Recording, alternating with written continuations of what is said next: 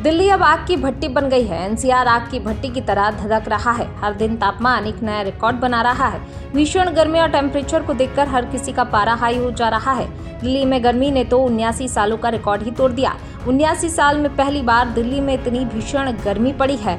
गर्मी का आलम यह है कि दिल्ली में तापमान 52 डिग्री सेल्सियस पार कर चुका है। 50 डिग्री तो अब दिल्ली के लिए नॉर्मल हो गया है। दिल्ली का तापमान देखकर खुद आईएमडी का पारा हाई हो जा रहा है।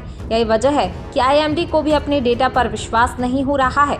वहीं दिल्ली के मुंगेशपुर इलाके में बुधवार को अधिकतम तापमान 52.9 डिग्री सेल्सियस दर्ज किया गया। ये राष्ट्रीय राजधानी में अब तक दर्ज किया गया सर्वाधिक तापमान है। अब इस टेम्परेचर को देखकर आईएमडी का पारा हाई हो चुका है। खुद आईएमडी को शक है कि इसमें कुछ झोल है। आईएमडी को लग रहा है कि मशीन में कोई गड़बड़ी है। यहाँ तापमान में इतना ज्यादा अंतर सेंसर में गलती से या फिर किसी अन्य स्थानीय कारक की वजह से हो सकता है।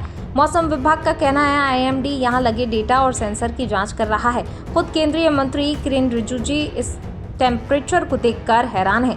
उन्होंने भी कहा कि संभावना है कि टेम्परेचर का माप करने वाली मशीन में कुछ एरर हो सकती है। जो डेटा आए हैं उन्हें वेरीफाई करने की प्रक्रिया शुरू कर दी गई है। आपको बता दें कि दिल्ली के कम से कम 3 मौसम केंद्रों मुंगेशपुर, नरेला और नजफगढ़ ने मंगलवार को भी लगभग 50 डिग्री सेल्सियस तापमान दर्ज किया था।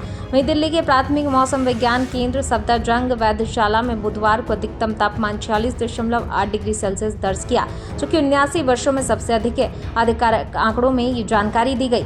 भारत मौसम विज्ञान विभाग के आंकड़ों के अनुसार 17 जून 1945 में दिल्ली का अधिकतम तापमान 46.7 डिग्री सेल्सियस दर्ज किया गया था।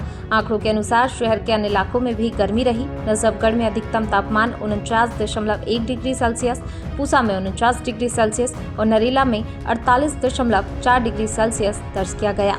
अधिकारियों के अनुसार राजस्थान से शहर में गर्म हवाएं चलने के कारण राष्ट्रीय राजधानी में तापमान बढ़ गया।